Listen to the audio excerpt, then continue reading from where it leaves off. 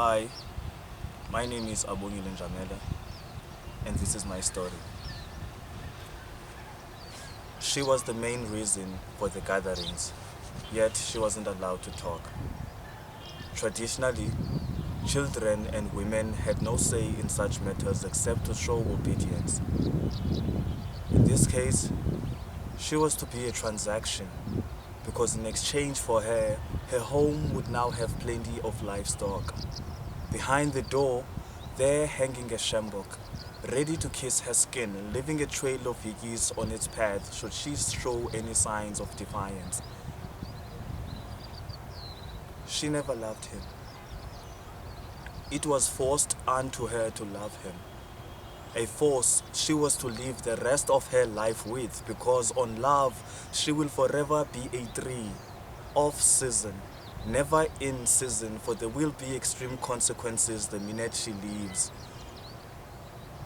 He was really old. She was expected to do as she told, unaware that his true colors were yet to unfold and that this situation literally puts all of her dreams and wishes on hold. The wedding ceremony was held. She was there physically, but her mind elsewhere, trapped in solitary confinement, imprisoned by the laws of tradition, with her parents as guards denying her of her freedom. She was dazzling with a smile, yet screaming on the inside. Nobody could hear how at that moment she wished for her breath to immediately subside. Within, a disaster was beginning to manifest. I can still sense traces of a hurricane in her breathing. A friction from her intestines led to a heartquake that ripped her apart, leaving her with nothing but a chasm. Everyone at the ceremony was rejoicing, celebrating. Isn't that what we blacks are all good at? Celebrating each other's pain and misery, yet wouldn't say a word when one does something positive. Isn't it why we enjoy burying our friends and loved ones more than we show love and support while they're still breathing?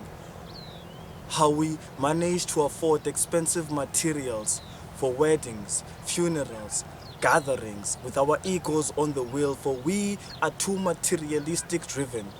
The smiling, the crying is all a front for surveillance. Look at all the materials flooding the space. That's the only way for you to see our true colors being materialized. Anyway, her home was no longer home for her. Her husband's mud house never felt like home either. Nobody came to see how she was doing after, because the parties involved both received what they were after. He started showing signs of being captain, for he was very commanding. She needn't be too demanding, ordered around with such aggressiveness, because to him she was nothing more than a purchase. His true colors finally manifested, but it seemed everyone around was colorblind. Vincent Van Gogh, the way he painted her with bruises, yet nobody seemed to mind. On bed, he took it by force. I doubt he ever did it out of love. A ladies' man, a drunkard, who came home late from the tavern and would demand sex without a glove. I guess that is how I came to be. A consequence. Maybe that's the reason why it's so hard for anybody to truly love me. But how can anyone truly love me when I find it so difficult to even love myself? Because even though I am surrounded by people, I still feel as though I am by myself. I am no different from a child of rape, for I wasn't conceived out of love but force. I exist because force initiated the cause and she never had a voice. Nor did the initiator feel any remorse for his actions, which clearly reveals that she never had a voice. You look like your father, they say. What's strange is how my siblings looking at me takes them for a trip. back in time to relieve such pain and misery as though I were a time stone. Housing pain and despair lacking in the depths of their smile makes me wanna travel to Eastern Cape and ask him these questions over his tombstone. I am a consequence of forced love, forced marriage, all in the name of tradition. The word tradition has been misused. Through it, a lot of women have been used. Some with black marks on their skins for they ended up being bruised by the same men who felt no remorse for their actions, which rather left them in thorns. That is why boxing became a very personal sport in my life. Because on a daily basis I was audience to a boxing match between dad and his wife. My mother's face was a fist, where his fists would always feast upon. And there was never a day whereby her face would not face a face where his fists would feast upon her gorgeous face. He was supposed to be the one who's got her back. Instead, he left multiple bruises on her back. Still, those bruises on her back never prevented her from always having his back, even though she knew he would continue bruising her back when he comes back. Her screams and this constant verbal assault was everyday music in our house. The music he composed was never meant to be heard outside our house, for it will expose the deeds my father did, which made him resent exposure, though her body remained a piano where his hands would compose multiple melodies on without ever losing composure. He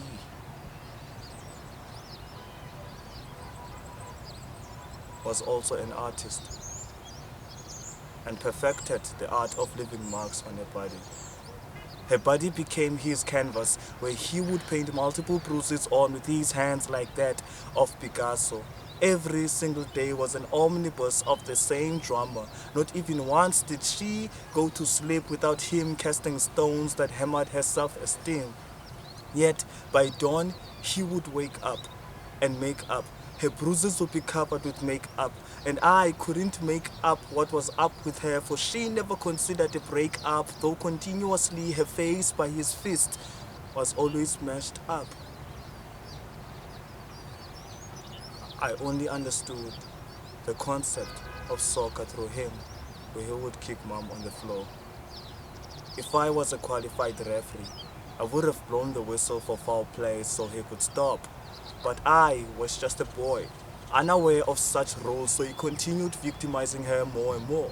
The more she begged was the more his feet would stomp her chest until she can't cry anymore.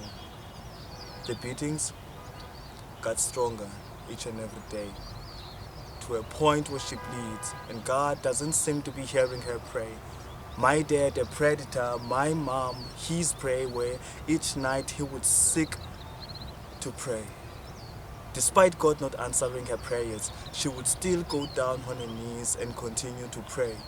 Still, by dawn, he wakes up and makes up. Her bruises would be covered with makeup, and I couldn't make up what was up with her, for she never considered a break-up, though continuously her face by his fist was always mashed up. Until she had enough of such life and took her own life with a kitchen knife. I personally feel that my dad never truly deserved such a wonderful wife. But then again, I guess it's just life.